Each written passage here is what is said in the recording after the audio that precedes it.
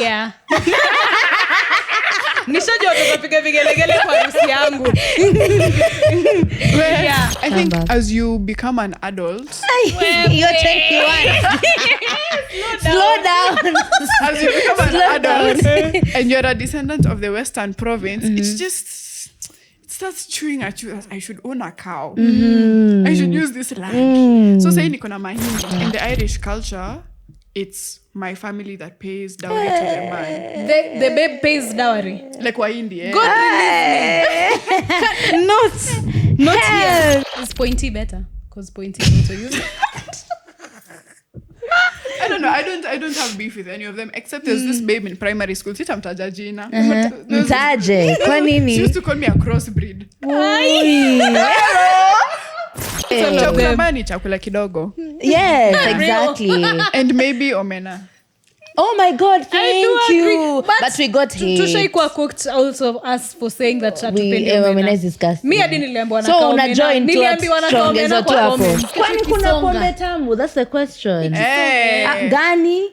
The colorism that exists within the entertainment space is so genuinely insane. And I would be very naive to say I've not benefited from light-skin privilege or beauty privilege.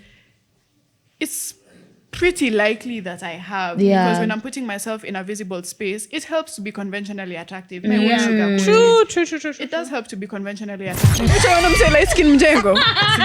Sijai, to be honest, sijai. Sijai? I really hate using the matatu. I really hate. Niju, financially literacy. No, I hate it. The poor people. I listen to Wakadinali when I walk in town so that I have order as I walk. So that like I walk with that same vibe. The only thing I would dislike about the Kenyan industry, it doesn't cut across, but I'd say maybe in the music and creative industry, of course competition is natural. But there's a very backbiting thing. Like for you, I guess it's across all sectors, but don't nipande we ushuka.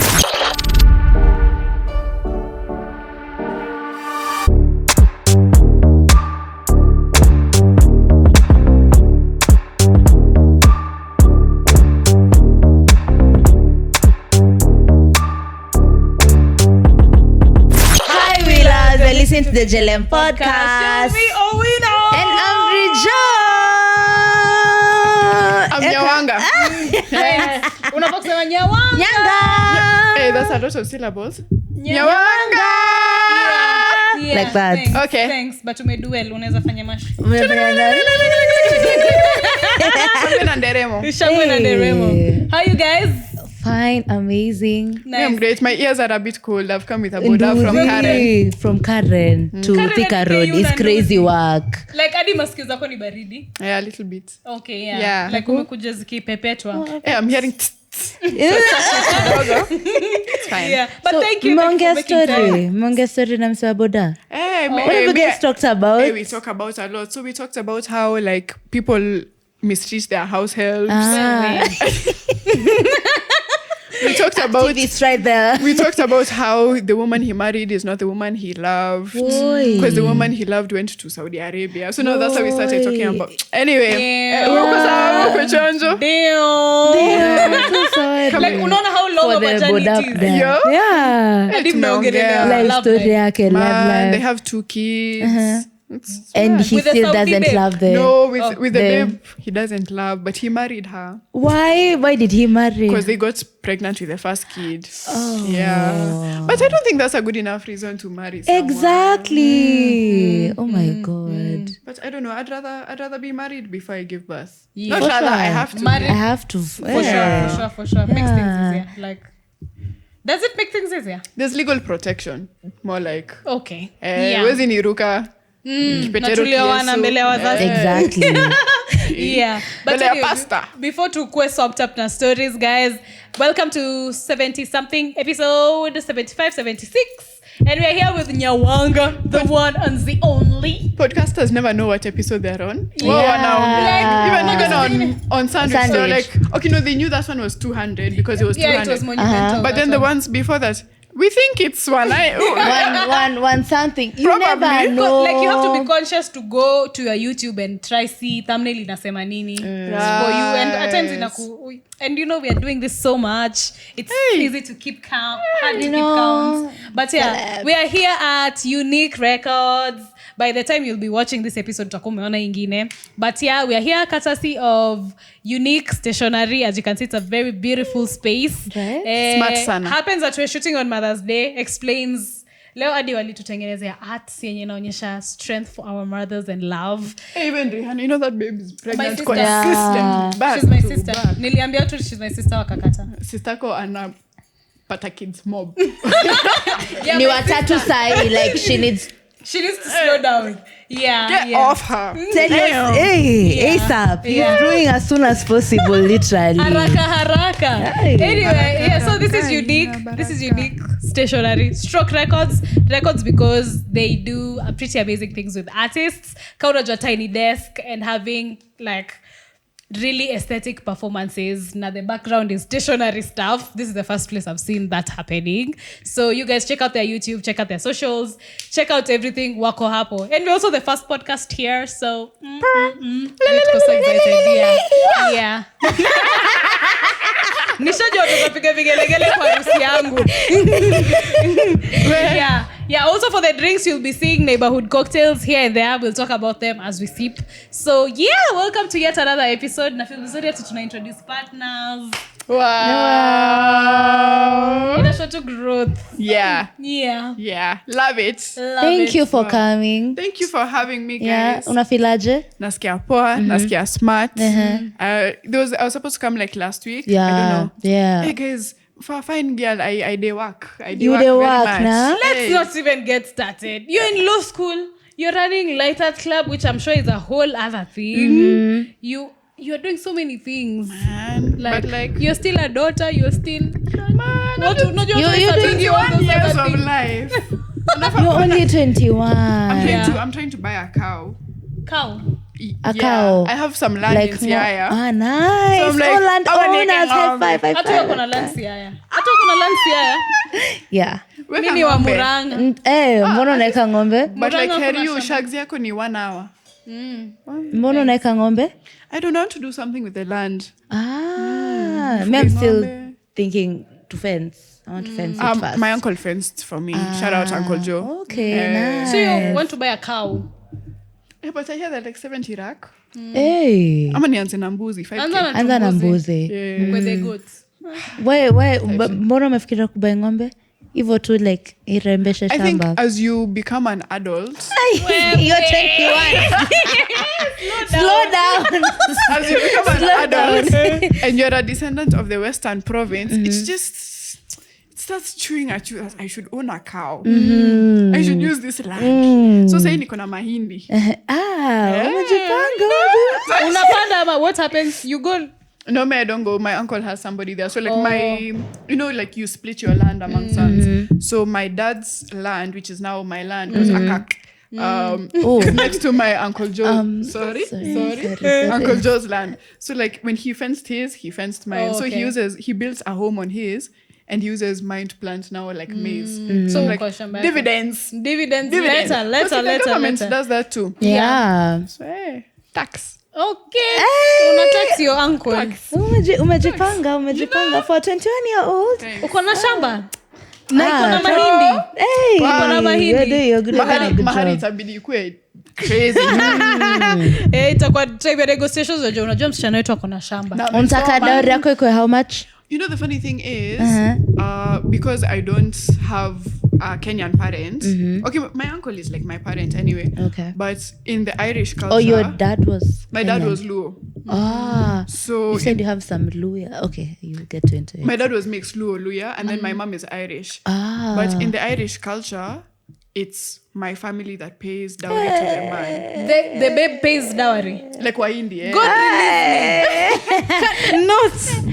Not here. No. Okay, so where do you fall? So, You will pay the dowry. Ambia tu your Uncle Joe mama akushikilie alilipa hivi. dowry to your dads? no, you see, the thing is, hizo culture zika board mass. Una get, because Umesema board mass, like bracket of division. And See when I get like okay, cancel. Yeah. Cancel. Yeah. So nobody paid dowry to the other. But I don't know, it depends. It also depends where I end up marrying. Okay, makes sense. are you If gonna I marry a Kenyan? Do you want to marry a Kenyan? Who knows? Who knows, man? I hope so. You hope so? Ideally. Because like imagine living the rest of your life cracking jokes with someone that doesn't understand Kiswahili. Yeah. Bummer. That's crazy. Wow. Yeah. I could do it. Avoid to Kilimani boys on your joke. Okay. Wanajua. They pretend not to. I mean, yeah, for sure. Yeah. Unaona? Yeah, That's what they say. Yeah. For sure. For sure. For sure. Yeah, you know this story, yeah? Oh, Yeah. that's interesting. Like when he half cast for real. They say that's Mimi, like politically incorrect. Yeah, they do say, but I also come from a household. Mom is Kikuyu, dad is Luo. So like That's crazy. Sisi, to break generational caste in my Hey. family. Thanks. Yeah, but then like guy when he half casts. Like Yeah. till when I grew up, I'm like, okay, that's a problematic town. Yeah, because you know when you think of the word caste, Yeah. it's like, oh. Yeah. Like, oh. Is pointy better? Because pointy is also used. I don't know. I don't have beef with any of them except there's this babe in primary school. Sitamtaja jina. Mtaje, kwa She nini? used to call me a crossbreed. Oi.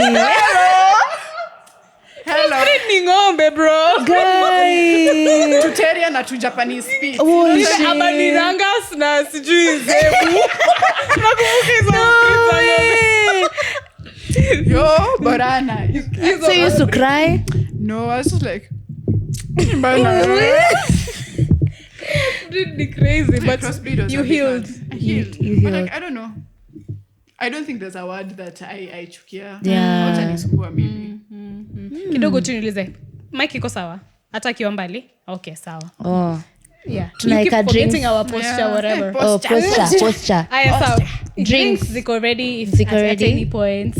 But yeah, it's so lovely to see you like from our screen to Right. like tunakuonanga tu hapo all yellow jelly rider clubs, safari ya Zanzi nini. Wow, I think Zanzibar is one of the best places in the world. Really? Uko na trip coming up ni 80 can go like ay, what I the wake up breast. dogo. Put your mshwari and stick to it. This thing kila siku tu.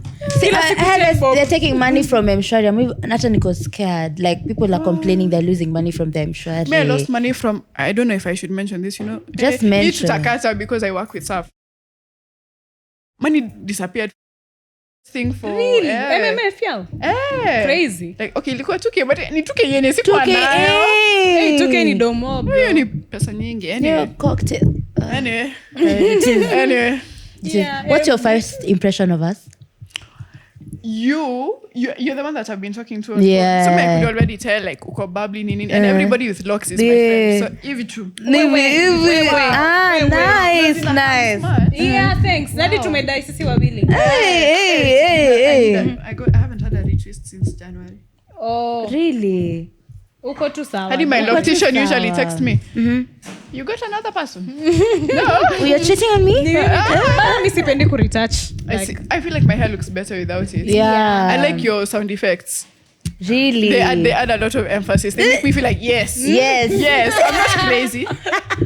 Yeah. Yeah. I'm very affirming. I'm a very Yeah. affirming person. Yeah, I'm I do happy. love that. Happy to be involved. Thank you for coming. Thanks I for think having the me. first thing yenye ilikuwa nani just keeps me in awe about you is how many things you're handling. Yeah. I only know 2, but I'm sure 3. Law school, light arts.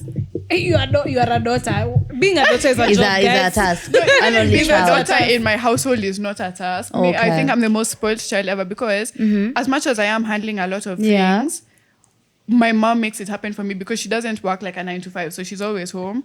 So there's genuinely nothing I have to do. Yeah. And she doesn't police me. So we try to be very honest with each other, where I'm going, what I'm doing, who I'm doing it with, ABCD, Yeah. ABCD. Yeah. So like even if I'm going somewhere and I'll be home at 11 p.m. midnight, but on mem show, she'll wash out the light for me and open the door for me when I come in. Really? Or if I tell her, last minute I have this thing for work I need to do, she's like, how can I make it happen? And people feel like namtumianga vibaya. Like for example, tomorrow I start my judicial attachment. So by the time you see this, nimeanza. Utakuwa umeanza, yeah. Hey, niko nervous. don't Unaenda worry. low coats gani? Milimani Commercial. Okay. Nice. I have a friend mwenye alikuwa Kibra. I hear that's not a bad one. It's not bad Yeah, she actually. was not It really is. Yeah. Yeah. So now I had work yesterday and the shoot went on late, so I had to sign out the equipment. So you can like sign out equipment, take it home, use what you need to do, and take it back. Yeah. But I won't be going into the office tomorrow morning. But I need to give back the equipment I brought. So my mom is like, okay, I can take it to your office for you. I'm just like, What a lovely nasikia kama lady. nakutumia vibaya mazee. It's not like, Yeah. But that's so kayako. cute. That's but so she cute, tries yeah. her best to make my life easy. So shout out to out to Geraldine. mommy. Oh, she's called Darlene. Geraldine. Nuska Darlene. Geraldine O'Reilly. Oh, that's so cool. That's so cool. Yeah. Kuna nyesha? Yeah, it's actually raining. Kunanyesha? Hiyo ni mvua. Na umekuja na ndudhi, umeescape hivi tu. Hivi kidogo tu hivi kupate. Ningeloa. No Harmonize. Wow. Yeah. I'm always curious to learn how Light Arts Club came about. Came into being. Si mimi nilianzisha by the way. Okay. Nilikuta it started in 2019. Yeah. 2019 ilikuwa form 2. So Si tulikuwa Tuka form hapa. 4. We actually just have a 2-year That's difference. not Yeah. mad. No, you're mnafanya young. niskim. Tuko na nani tuko 25. Tunaka wazee. I hope not. Ni nani huyu ati we called you because it's Mother's Day to celebrate wa mama. Mi si mama. No. That's not what I was saying, but anyway, Light Arts Club. Light Arts Club. So yeah, Light Art Club is basically a community by the youth for the youth, for Yeah. young people to feel like they're part of something bigger than themselves. And I guess why people who just look at it on Instagram might not always get it, because you're seeing Vituza games and then you're Yeah. seeing like charity and CSR, but that's everything, like everything to do with community and being part of a youth experience, being part of things that remind us that we're all just human, that community is everything. Personally, I feel like, I don't know if it's capitalism, I don't know if it's the fact that the economy is tumbling, but everyone is so individualistic. Like, we lost community. When I hear about my parents talking about they changed like their neighbors' diapers, they'd leave their kids with their neighbors, people would cook together. Like, there was so much community kitambo. Yeah. Now I don't know my next door neighbor. You know what I mean? And that's Yeah, terrible. true. And we want to be part of the generation that brings back community. These things for like, it takes a village. It does take a village. It and really that's, does. one of the principles we want to bring, not just for like youth in Kenya, but Africa as a whole. You know how they say Africans, we read from the same playbook. Yeah. Actually, we do. Like, our suffering is together, our wins are together, our storylines are together. So the goal is to be the growth and the change you want to see. For Africans in Africa, we need to let go of the idea that tunakuja kuseviwa. Right? They don't love us like that. Yeah. So we do that in so many different ways. So embracing partnerships. So that's both community partnerships and with brands that are representative of the youth. That's through CSR activities. So that's like the birthdays with purpose. Then there was our Dreams Are Forever project, which is high school tours and just affirming the idea that your dreams are valid. Yeah. No matter how big, how small, where you come from. Like, for example, the last Dreams Are Forever we had Miss Njagi, who has made it very thoroughly and very properly. Shout out to her. As a content creator, as an influencer, and there's people who want to be like her, but they're told, where TikTok si kazi. Yeah. You know what I Oh, mean? yeah. So she's there to affirm people and bring stories of people who have done things differently, reminding you your dreams are valid. So then you have House of Matrix, which is genuinely just fun and connection and giving young content creators, you'll notice the people that are involved in it are often younger and upcoming, a chance to be exposed to brands. And so Club works together with the one you'll probably be seeing more often these days is Light Art Creators. So it's a network of really cool people and cool ideas. Yeah. And we do try best. Yeah. Okay. try. And how did you get to know Light Art? I joined Light Art Club through my best friend at the time, Christine. Okay. She was working there as the brand ambassador. So like there'd be times where I'd be brought in to do like a shoot too. So I met like the community. Eventually I started as an intern. I started as an intern. Nilikuwa nafanya tu reports. Take this report. Si hata hii time ulikuwa class 2. Hey, way back Hey. in Pampers. So like I learned a lot in that place. Like everything I know to date, I can shoot, I can edit, I can write a crazy proposal report, everything that I can do. I learned there. So shout out to them. Okay. They took me as a child and they're like, we are gonna vision. At the time I used to just talk. I think they saw, hey, this babe talks a lot. Yeah. Hebu tuone. Mpe kamera. Hebu mpe aone. And it went well. So like Cool people. That's so nice. And my colleagues so are nice. genuinely some of my best friends. Yeah, shout out to them. Yeah, and you've done them so well, like the videos, you showing thanks. up. Hey, And thank God. tunakona tu kwa screen tuko like, wow.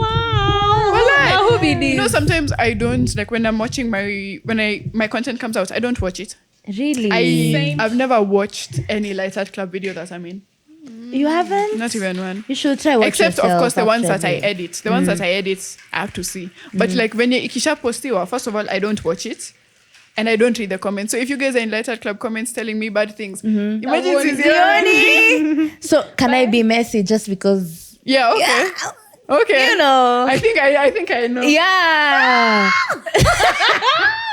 Be messy, Hey, you're brand new messy. cuckoo. Exactly. Uh-huh.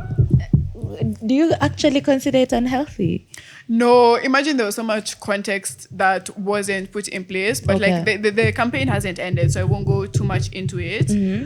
But there was a way I had edited it, and it went through approvals, and then there was changes that was made. So by the time it came out, it was very contextually different. And the moment I saw it, I said, but maybe I'm overthinking it because I'm my biggest critic of my work. Yeah, but me, ukinipata bogani kwea, udimbo Please, I feel like anybody who knows me, you see, the thing is, by the time I was being cooked for that's when I understood. Yeah. But then it's turned into pia yeni surambaya or chafu, whatever. Surambaya is crazy work. No, but like, you know, they look for something. Yeah. Exactly. So I feel like anybody that knows me in person was like, hey, that thing was crazy, and never thought about it. Because anyone that knows me, they know my intentions and like they know how I think. Yeah. The internet is not a real place. Relax. It's composed. really isn't. Not for sure. Yeah. Kwa compose. Yeah. But anyway, campaign iendelee. I mean, what to do? Kwani Yeah. hupendi kuku? Sinapenda. Napenda kuku na bado napenda smocha. like Napenda we all of zote. them. We eat all of Chakula them. mbaya ni chakula kidogo. Yes, exactly. And maybe omena. Oh my God, thank agree. you. But we got hate. Tushaikuwa cooked also us for saying that hatupendi omena. Omena is disgusting. Mi hadi niliambiwa na So kaomena. una join tu Niliambiwa na tuongeze kaomena tu kwa hapo. comments. So green. Yeah. Okay. Niliambiwa na You kaomena want it? kwa comments. You, Yeah. you have a nice nose, man. Like It's tiny. such a nice nose. Yeah, thank you. Have you grown up in Kenya your whole life? I've been in Ireland like back and forth for the first couple of years of my life, but by the time I was becoming a conscious human being, I was here. And nilizaliwa huko Westi. Hey. Okay. Yeah. Cool. Okay. Umekuwa weni wa huku. for real. Weno huku. Weni wa- Niliona sandwich wakikuwa so surprised that tulikuwa najua ma area za town. Ati Ronald Ngala. Unajua Number aje two. hizo vitu. No, but I think, I don't know, they probably thought that baddies, or rather, hatujui hizi ma places. Hey, but mi nikitembea tao mi huona wa super. Yeah. Nani? Guy.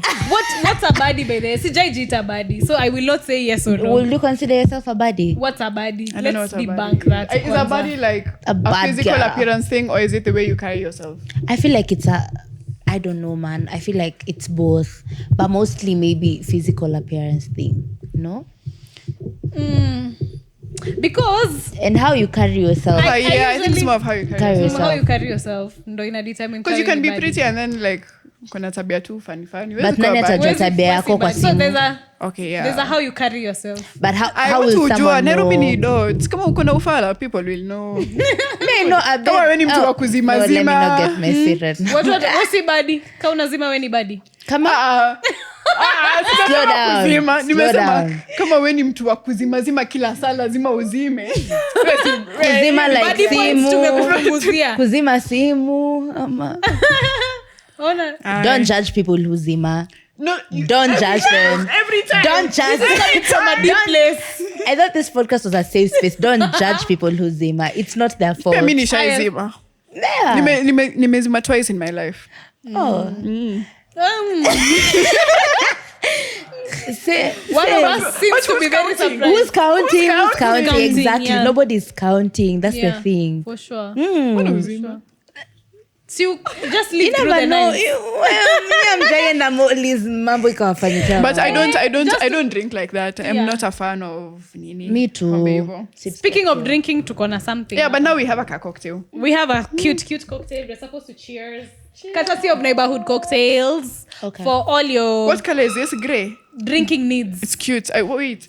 This has cute things. Can I take a picture? Yeah, for Hey, sure. baddie. No, sasa That's a ni baddie. Yeah, sorry. Sasa Exactly. tulikuwa tu cheers tukunywe umetu. I want to Inabidi take a tumepause. locket. Okay, sawa, pole. Yeah. Pole. But yeah, this is courtesy of Neighborhood Cocktails. If you ever need to have a party in your small space, your house, your events, it's literally a mobile cocktail bar. And anafanya really, really good stuff. Kama fika podcast tukumbali, anaweza I fika posted kwako. on my locket Yeah. this thing for my bodara I don't think I wrote. My friend Steve said, hey, boss. Relax. Hey. Every time.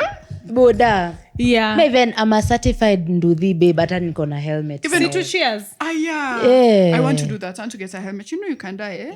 You can get a helmet, you guys. Haya, sawa. Cheers. Hey, yako iko na nanasi. Oh, nataka Yangu kukuwe na nimekewa tu mint, lemons. lemon. Ini mint. But it's so nice. So we're supposed to Oh, guess isn't it what's chocolate? inside. Nice. Any chocolate shavings? Okay. Sasa unakunywa alafu una guess ni nini iko ndani. Okay. But Na melike hebu lick tena. Kwani unanitaka? Ay, slow down. So the whole idea is Uh-huh. you just what's in the drink, and then a winner will come up with conversation from which you guess. Fun times that you can associate with whatever you're drinking or aspirations of your life. Ooh. Do I have like multiple choice? Am I just say what I can taste? Whatever you can say. taste. Any. you can taste liquor. You can taste liquor. No, I can taste orange juice. Miss Jo, I think there's a really sweet syrup. What else can you taste? Ebu kwanza you guys, mi niko concerned. Uh-huh. Like, maliza kwanza. Okay. I'm Okay. thinking. Aya, sawa. Unajua nimerealize kuna watu wakikunywa like cocktail wanaweza tell iko na vodka ama Yeah, gin. you can't. I can't. Okay, I don't like Heavy, but clear liquor. Like I can't stand gin. I cannot stand Really? gin. I cannot drink. Cocktail ikiwa mix na ujaona what it is, then upewe. I might not know. yeah. But like siwezi kunywa tu gin ati nimeamua. First of all, the thing about gin, the moment ushailewa na gin for the next 24 hours hata ukitoa jasho inanuka gin. That's crazy. Alafu I feel like it's crazy that it's called gin. Like evil spirit, that's mad. I don't know. But I just don't So you prefer the brown liquor? Yeah, I don't respond well to Yuck. clear liquor. I'm Irish. Okay. Now I don't respond well to brown liquor. I Really? hate. Brown liquor ni beer nini. No, like Pause. whiskey, rum, Whiskey, rum. Brandy. Hizo zinakuanga brown. cognac. Yeah. Oh, walai colors ni different. Yeah. Oh, si muonyeshe tu hii. Oh, for Coke. it, like Like Nah. vodka and I gin never are think clear. much into liquor. Okay. I never think much about kunywa it. tu. Unakunywa tu. I know me, I'm very strict. When I was maybe first year, sorry ma'am, maybe first year, Yeah. hata nilikunywa Caribbean gin, nilikunywa blue ice So your vodka. Caribbean is not bad. Ini kali. It's not bad, Kali. but haina hangi. Unaona ile yenye unakunywa unasikia tu Kwani kuna pombe ikisonga. tamu? That's the question. Hey. Gani? Maybe V&A. Malibu. Na Tunasema V&A. Baileys. If I Baileys. had money, I'd buy my mama Baileys. Sasa ni sakido nitambaia. Mbaye. Yeah. Baileys is nice, but like haitafika. Haitafika unless ukunywe mingi. Hey. Ushaiona hiyo Mi TikTok niliona ya- wazazi wangu akiweka Baileys kwa chai. So I don't know. yeah, Yeah, coffee. they- For real? yeah, Inaweza my mama slap alikuwa vibaya naeka sana. chai. Ina slap actually.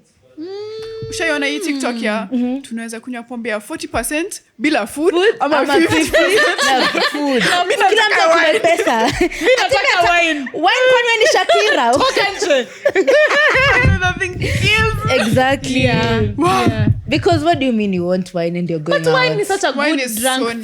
nice. Ay. I've never It's so been drunk good. on wine, but like kuna kale Ile kabas. unaelea tu hapo juu. No, just don't waste your liver on, like, you have to get the effect. Okay, but I don't like to be drunk.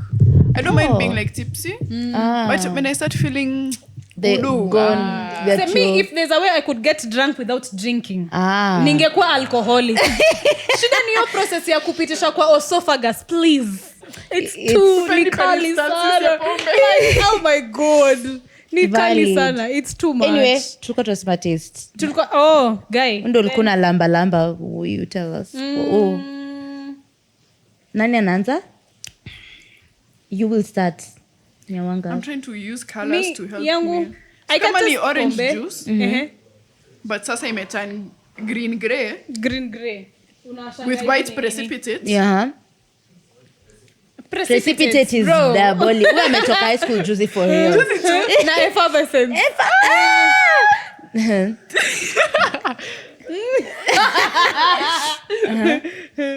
I can't tell you what alcohol it is. What are you Hata me I can't tell tasting? what mine is, but I can taste some strawberry. Ebu Sijui let me kani the see what I syrup can taste. ama ni whatever, sijui, but it's really good. I'm not good at this game, eh? It's Me not, too. well, hii Ngoja. game ya walevi chronic. Yeah, okay. Hadi Let me kama see the mlijua ameshindwa, experience. jua ni kubaya. Ngoja acha ni guess. Can I taste yours? Judge. Yes, for sure. You love this color, huh? Yeah. Turquoise. Nile turquoise. Ah, Eh, isi sijui. turquoise. Ni nini? Hii si turquoise. Okay, si turquoise. Kijani It's too kibichi dark. tu. Kijani Kijani kibichi. kibichi. What do you Umelan think? 844. Yeah. Umefa 844. 844. Oh. Crazy. I'm Come on, IG. entering the last year Four. of the last 4 of the Yeah. 844. Ah. Hey! Yeah. Unaenda KSL right after. Ama you'll see. No, I'll go immediately. Oh. I feel like ukiacha shule ni ngumu sana kurudi. Kurudi, Especially dead because us. I'm working. Nikianza Uliza kushika taxi. do, sitarudi. Utarudi. Yeah. Yeah, for Sahi sure. sijashika do. Do you want to like for real represent people in a court of law? Watete or it could take I'm another open shape? to the idea, but it's not my dream to be a litigant. Okay. I am very interested in entertainment law. So I'm doing a lot of work related to cybersecurity, artificial Oh my intelligence, God, yes. entertainment law. Like one of the people I look up to a lot is Moriasi from Soul Generation. So he's an entertainment lawyer. He, like advocate, you know what I mean? He's a DJ. He's so much within the South Soul team. So I was very privileged to get to know all of them Okay. over the past year during December. Their team is so cool and he's everything legal. And it's just like, I could for real be doing the work I'm doing as a lawyer because I always look at it as law school. Like, okay, I'm not an influencer, but unajua mambo ya entertainment too in general. Like I was battling the two that I'd have to give up one and take up another. Oh, No, I don't yeah. really. You really Zinaweza don't have to. patana Zinaweza huko mbele. infuse. For sure. Yeah. So shout out to Moriasi. He's really cool. Yeah. I think something I usually take so much comfort in. I was talking to my boss but ilikuwa like last week or last month, and I'm also doing so many things and haziko directly connected To- there's podcasting, there's this Yeah. whole urban planning architecture bits, there's also all other things that I might be doing, Yeah. and at Yeah. some point you question whether things will ever connect. But Eileen, she's a 64-year-old Ooh. very lovely lady, and remember the dots do connect. They At really some do. point, They really connect. do. It might be very blurry right now, Yeah. but who knows what the future Exactly. Yeah, your faith has to be bigger than your fear. You just do your best in everything. Yeah. Na ita make sense too, baadaye ita make Ita make sense leo. sense. 2025 hakuna kitu ina make Hakuna sense. kitu ina make Maybe sense. next year. Happy New Year. Happy Yeah. New Year in advance. True. But Okay. anyways, there's something I Acha ni wanted to guess ask. kidogo. Please, Acha ni can I guess. please, your please? drink too. Yes. Yummy. Sorry, I'm that person. Unakaa tu. I think yangu iko na gin. Of course. This And is it's so sweet. yummy. Yangu iko yummy. Oh my goodness. Iko na nini yo? Strawberries. I think Captain Morgan, pink guava, afia, Ah. lemon. I don't know what else. And chocolate. No, this one does. I'm doesn't have wrong. chocolate. Amepata. Doesn't have It doesn't? gin. It's gin. I'm so sorry for everything I said before. Umeonja the pink guava though. So I take it back. That's nice. It's really But I nice. never said gin tastes bad. Effects. Effects Effects. ndo mbaya. okay. Effects ndo mbaya. Idip. Yako una taste, Someone. tuambiwe kama umepata. I think kona gin to be honest. Na ni tamu sana. Indo iko na It's captain. sweet. Iko na Iko na captain. captain. Hey, you're a drunkard. Captain Morgan would imagine in my prime. Captain Morgan was my drink of choice. I would never. Really? Jack. No, that's Captain Morgan. Kwanza did Captain me Morgan spiced. dirty. Ndio ndo. No. Juzi nimeonja KC iko na ginger. How is Hey, it? unaona? Like ni kama ni dawa. Wow. Like ina ku scratch throat ka dawa with the ginger and Hey. literally it's like Java dawa. Uh-huh. But then it's Haionji pombe? liquor. Haionji? No, inaonja pombe. Utaisikia lazima but tu ionje pombe. inabaki kwa your throats. Wow. So it's yeah. bad or good? It's better than yenye haina hiyo taste. KC Okay. is what? Kenya. Kenya No, King. but like what type of alcohol? I don't know. It's gin. Gin, no. Spirit. I don't know. How many vodka. spirits too? Sijui bora ni Kenya Kenya ni clear. Easy Unaweza clear. kunywa kisi? Yeah. And konyagi too. Konyagi ni smooth. Kinywaji safi. Very. Kinywaji safi. Yeah. Anyway, what was your question? I wanted to ask a question on colorism. Okay. And I want to take this a little bit back. So recently tumekuwa Diani. Me, Brijo, and 2 of our friends. Yeah. One of our friends, like the 4 of us, one of our friends is Lightskin, like you. Very light-skin. And Diani was crazy because it made it clear that there's a light skin in your group. Like literally when we were tulikuwa tumefika kwa gate ya the BNB tunaingia, like that security guard alikuwa habari zenyu nini like that niceties, then akasema nitamsaidia yule mwenye rangi tofauti kubeba suitcase yake. Nikusaidie. And she was at the back, like I was the one at the front nimenock mlango. And it was not only that, like it happened so many Usually colorism times. is low key. He was just like He was like that. Then after talking to my friend, akaniambia, it's not like I also feel good about it. It's not like when I'm being singled out, that ule light skin on mwenye ako kule nyuma, njoo hapa. It's not like it's the best feeling. Yeah. I just wanted to understand your experience because of course we're all babes, buddies, nini. But for some reason, complexion inaweza fanya we experience life differently. I remember the first time I got like an instance, not instance like a personal experience, but I remember it was Kitambo. So it's the first time I'm using social media. I was probably too young for social media. It's like 2017, so 13, first phone. I remember seeing these ads. 2017, ilikuwa how old? Because I remember 13. Hey. Brijo, we are just 2 years older. We are not that far. We were 15. I know. She's young for So I'm deal. getting exposed to Kidogo Instagram, and I remember noticing how Instagram ads looked. So Instagram ads looked different at the time. Nowadays ads ni influencer ndo ametengeneza. Before ni company inatengeneza, it looks for the models. So it was something to do with Safari Rally and Betika. And all the models, there was like 9 of them in a photo. All of them are light skin. I'm like, and at this time, my best friend was this girl called, 2 best friends. One called Chemo, one we don't talk about. So, damn. but they were both really, really fine babes.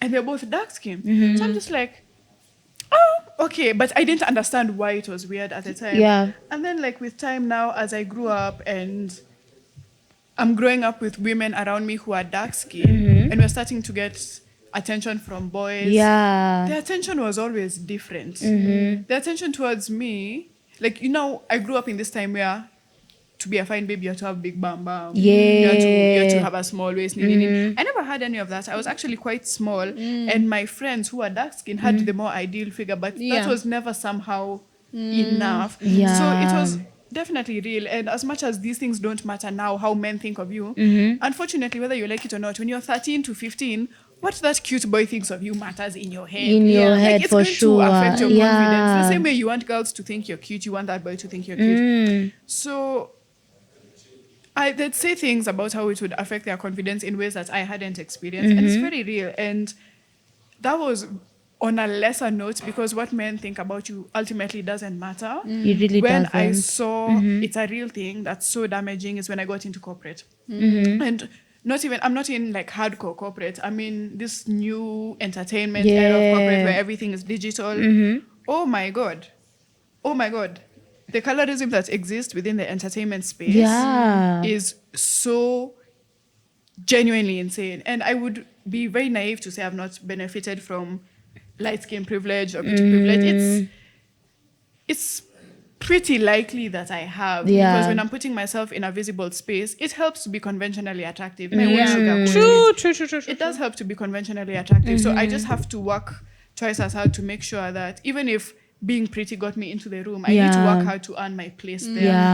I can't ride off of it, you know what I mean? So it's something that's alive and well, because unfortunately, from my perspective, and I think these days I need to premise by saying, from my perspective, as you. When it comes to the entertainment space and when you're trying to leverage on beauty, dark-skinned women have had to work twice as hard as light-skinned women. 100. And sometimes the dark-skinned babe is prettier, but that's not... Anyway, my point is it's real. And if a light-skinned person comes and tells you it's not real, it's because they're benefiting from it and they don't want to admit it. Yeah. That's so true. Damn. That's so true. Yeah. Did it affect you though? No, not particularly. Not at all. I don't think I've ever felt dark or like I'm less pretty because I'm dark. Yeah. It has never really crossed my mind. But then I have a younger sister. Yeah. And she's 10 years younger than me. Yeah. Literally, she's 12. Don't 13, judge. turning 13. My brother is 18. My brother is 16 years older than me. Different dad though. Okay. So my sister who's 10 years younger than me, that's a 12, 13-year-old. You know, there's a time, we got kitambo like 2-3 years ago. Yeah. She came from school and I think kuna kitu alisema too, but for her, of course, it didn't mean anything. But then she was telling me that she wishes she was light. Yeah. And you can imagine this is like a 8 to so nikipiga story na yeye, she's like, there's this babe in class, she's light, akona like this trio group of friends, and you know the boys also nini. Then it just hit me that probably me, I've never thought of it that way, but the fact that an 8-year-old wishes angekuwa a shade lighter, that's so messed up. It really is. That's so messed up. I hope it gets better because I think hata mimi as a young girl nilikuwa na I think tulikuwa na hiyo culture ya kuambiwa being light is better, being light is more beautiful. And I think actually kenye menifanya ni outgrow that thing ni social media actually. Really? Me, I was worrying it can make it worse for young girls. Okay, personally it's because with the content that I consume, like you see the babes who are telling you you're beautiful, and like it really babes. impacts you. I feel like some of the social media babes who've just like yo kukua fam nini, I think it maybe not it healed my inner child because it ilikuwa inakufanya, you know, I was fat. Then I'm dark skin. Nimeharibu mambo. Zero. Primary school was difficult. It was very difficult. Kenya ilikuwa inanisave tu is just that I'm bright and I can talk. But then people can destroy your esteem as well. So I think growing and then just people sharing. Actually, I don't know, but so many creators impact people's lives and they really don't know. Especially, let me give a shout out to like Achienga Gutu. I don't know. Yes, exactly. Bad girl. I think she really healed my inner child in the sense of, I was so obsessed with her. I was so obsessed with her because Nile Nicole, this is the confidence everyone needs. Like, just love yourself for who you are. And if you don't, like, even if you want to change, don't change from because people have told you. You change because you want to, but you still love yourself the way you are at that moment. So it was so hata kuna mwingine anaitwa The Oddity, kuna mwingine anaitwa Kamsendo. I don't know whether you know them. They're really impactful babes. So I think hiyo tundo ili heal so much na nile niko you know what, hell yeah. It's so healing when, you know, people who are not conventionally, you don't conventionally have the body. Exactly. To be honest, whether we like it or not, it's easier for you to be confident kama uko na the body that's being praised. Of course. Kama uko na Exactly. the shade of the light skin shade that people, it's easier for you to be confident. But some mtu mwenye ako on the direct opposite. They have to work their way up to even reach half where you are. And it wasn't just a thing for babes because like from what I've heard and people I've talked to, growing up a dark-skinned boy in primary wasn't cute because really? Yeah, I remember. Interesting. Okay, maybe it also depends on the general like areas and the communities in which you grew up. But I remember when I was in now that age where people are looking at boys kidogo differently, class 6 to class 8. Maybe some people have had their first phones, their first Instagram. The boys that used to trend were these ones. There was this Musically boy, Andrew Swiley, these light-skinned boys with curly hair. I was so obsessed with them actually. Yeah, and when boys would catfish other boys, because they used to do that a lot when I was growing up, I don't know why, they'd put their profile picture, these green-eyed boys with curly hair. So like, there was a point in which for boys, light skin was more attractive. Also more Really? Interesting. The only thing a light-skinned man can do for me now is point me to the dark-skinned man beside him. But Because at the time, that was how it was. And you know, in our schools, you have to shave kiparangoto clean like this. Yeah. So you're looking at these light-skinned boys with these curls. They've put a fade, they've put a line. Oh, umeshave number 1.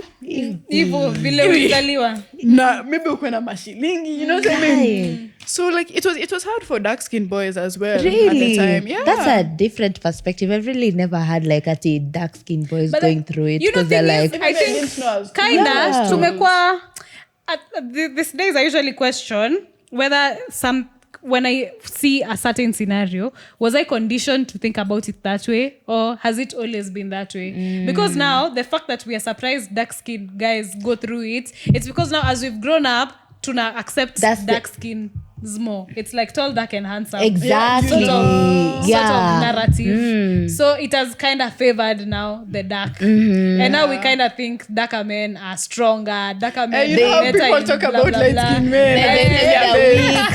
They look like they're babes. And imagine it's just melanin, but like to be honest, Ushaiona say dark-skinned Mjengo.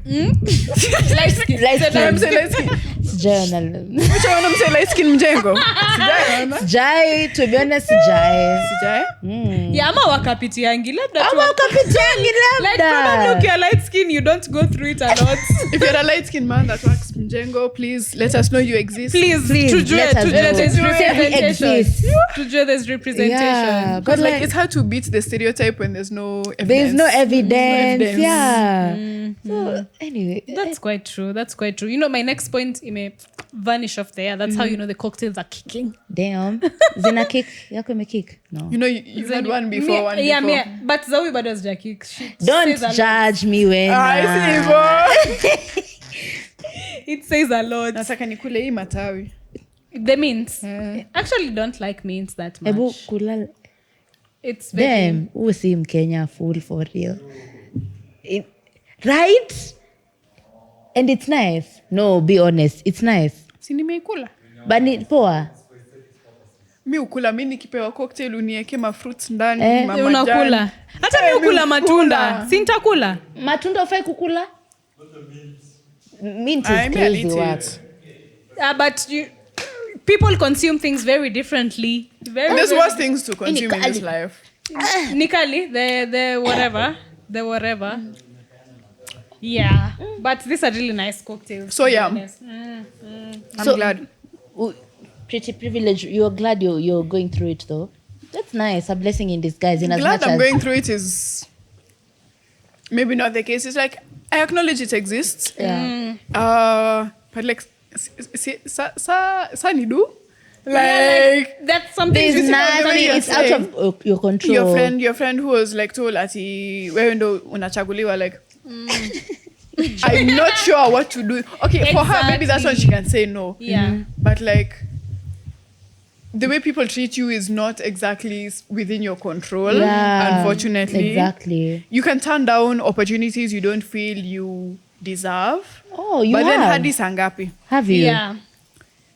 I don't believe I've ever been in a room I don't deserve to be in. Thank you. Yeah. No, unafaa ujigasi. Exactly. Like everything that has come to me, I've either worked for or at least I deserved it in one way or another. So I Yeah. think me am there.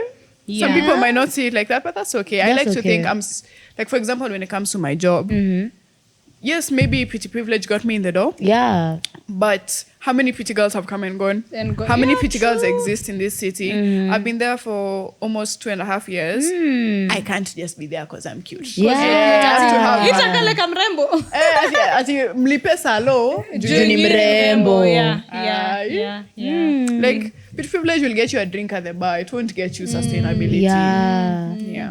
That's really cool. And I love that you're acknowledging it. Like, it's real. Iko, it's real. It is there. It's Anyway. been a week. Me, Real. in my, like, umenikumusha time I battled imposter syndrome, a good one. The time I got to travel outside this country at some point yeah, she went to before. Sweden. Nilienda Sweden na nilikuwa in a very public university. These are not things that just come by. Sikuwa strat yenye kila mtu 4th year anaendanga sijui Netherlands. Malaysia.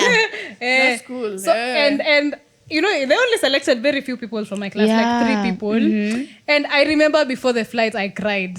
Oh. Because I was like, sikuwa na feel ka nilikuwa na deserve. Na sahi ukiweza niuliza why I was feeling that way. Na ni majuu. Majuu na deserve. si kwenda tuma. I'm not demeaning it or anything. Yeah. But then I questioned a lot.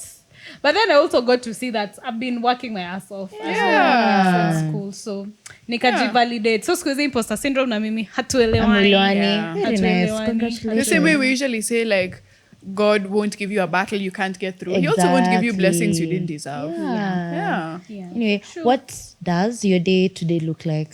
True. Right? Like, what time do you wake up? What time do you sleep? What are you doing throughout the day? Because that's a lot. Wow, none of my days look the same. So maybe let me give a day when my semester is on, because I close school Tuesday and I start my attachment tomorrow. So there's been some space. It's been a bit better. But Once you finish your attachment, you're done, or you're going back to school? so I finish my judicial attachment. I go into 4.1. 4.2.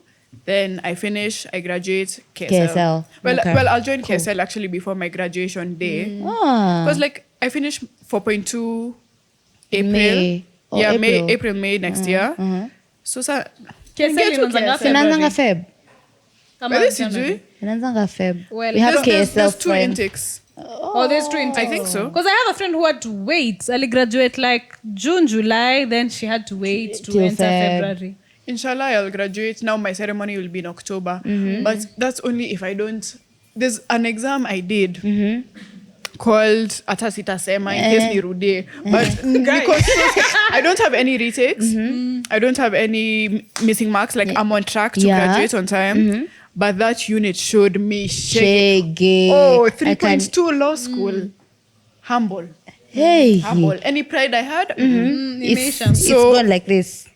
I will give an update. This episode will come out and then I will circle back when I get my results to tell you when I passed that unit. Umepita. You have to pass it. Yeah. But so if I graduate in October, the earlier I can start KSL, the better. But when I'm in law school and I'm working, it would depend. So when I have about 6 units, I try to choose electives not so much based on what I want to do, but based on the days that will give me free days. So last semester, it worked out fairly well because I had a class on Friday afternoon and the unit I wanted to take was... It's okay. Was intellectual property law, which was also on Friday. So I ended up having like Wednesday, Thursday free. So my minimum at work is I go to the office 2.5 days. So the 2 days where I don't have class, I'd go to the office, and then one day when I have classes to just midday, I go to the office after. So that would mean I wake up at about 5:45. I've gotten into this really good habit that I'm very proud of myself. 5:45, I take 10 minutes to just write. Like I don't touch my phone. Okay, my alarm will ring. I touch my phone, Nizime, but I don't touch it after that. I do morning pages. So anyone who's ever gone through an ALX course and you've done the like Manzo part on Canvas, there's this thing called morning pages where you write. I try to do 2 pages. It's like a small book. It's not very big. What you are thinking. So some people try to do it for what they want to achieve that day, what they're thinking of, what they dreamt about. May I just open mouth and I write like whatever comes to my mind. Yeah, you writing or typing? Writing. Because I'm trying not to touch device. Because also like light, So I try to write it. And then I'm trying to get into the habit of praying. I'm not very good at it yet. Relearning my relationship with God, whole other story. So I try to do my first 15 minutes of my day things that will not make me go insane. Then amka naoga. I get into the shower. My mom wakes up. Again, my mom is my best friend in the world. She doesn't have to wake up when I wake up. She genuinely doesn't have to. But she wakes up when I wake up so that I go into the shower. By the time I come out of the shower, I have breakfast. Like breakfast is ready for me. Stop it, mommy. So cool. So I get dressed. I have breakfast. On a day, like my busiest day was Wednesdays. So I'd go to class. Thankfully, I could drive to school and it's not far. So I'd drive to school, have my class, leave the car at home because, sina pesa ya kuweka mafuta hadi job. Because my office is a bit far from where I live. So leave the car at home. Nitoke tena na basi niende tao. Commute to my office. I work. Then where I work, like, because I'm a student, they're very accommodative of me, and one of my other colleagues is a student in my department. So we don't work extremely regular hours. So there's been times where in that office we have seen the sunrise together. Like sunset. Then sunrise. Unaiona tu hapo. Tunaenda home, tunaoga. Na by job you mean light arts? Yeah. Oh, okay. So it's there's been a lot of sacrifice, but like it's not just me. everybody in that place works super, super hard. That when I went, I wasn't hardworking. But then I used to be kidogo lazy, not gonna lie. Anybody that was with me in primary, early high school, I was a notorious homework defaulter. I don't know why. Then nilikuwa napigishwa magoti. Oh my gosh. And I got into that place and you don't have the luxury to be lazy. Imagine we're held super accountable. Go, KPIs are always there. So it's genuinely been a learning lesson. So when I say I'm tired, guys, sometimes I do be tired. I do be tired, but I believe it'll like work for a reason. And even on the hardest days, hata nikilia kwa ofisi, when I look back at it, I have a lot of fun there and I learn a lot. And I'm surrounded by cool people every day. That's so even nice. in my law school. Thankfully, I have the ability of I can keep up with my academics without crazy effort. Jumini class rep. Wanasemanga class reps ni watiaji. Unakuwa na utiaji? Watu wako na time ya kuwa mtiaji kweli? Sina. Like kama hujafanya assignment hiyo ni wewe. You know what I mean? Oh yeah. So being a class rep forced me to stay accountable, forced me to go to class. The lecturers all know me by name, which is cool. So you don't miss classes. Hauna luxury ya kumiss classes. Siwezi. Wapi class rep? Yeah. Mi naenda secretary, natoa projector, naenda. I literally can't miss class. So because I knew myself, I know I'm not the most disciplined person naturally. I'm not the most hardworking person naturally. I forced myself into places where I would have to be accountable. I work in a place where we are held accountable. Law school, putting myself as the class rep, I knew siezi kosa class. Siezi, like even when my mom travels. Putting yourself in a position where you can't fail. Because you see, if you know yourself now, unajiita mkutano, admitting to yourself, I'm lazy, or admitting to yourself, I'm indisciplined, I'm unmotivated. People don't like accepting that to themselves. Accept it so that you know what to do better. So the moment I accepted, I can be lazy if I'm allowed to be. Force yourself into situations that you're not allowed to be. You're not to be lazy. That's the only way that it'll work. Because, mi lazima nisake do, guys, before ni dedi. Before ni dedi ni jenge na V8, baba. Yes. Okay, not V8 though. Oh, but we get the quotes. We get the Nyashinsky. There's two cars I like. Volkswagen Touareg, Land Rover Defender, but the old one. Yeah. Did you na dream car? Gari yangu ya kwanza. Kwa ya pink. Apana. Yeah, for convenience. Like, to be honest, I just want a car for convenience right now. I really don't have a dream car. I just want a car that, because I really hate using the matatu. I really hate. Niju, you know, financial literacy. No, I hate it. The poor people. I can't use hate using Uber every day. I just hate commuting through town. I don't mind the matatu. Town is the ghetto. Kwanza in the morning, you guys. Really, may hate it in the evening. Same. I prefer the morning. In the morning, you will cry. Asubuhi, 7, 8, everyone is just commotion. Hata asubuhi na jioni. Like, town is just the ghetto. Speaking of which, how do you feel about this thing now? There's no hawkers.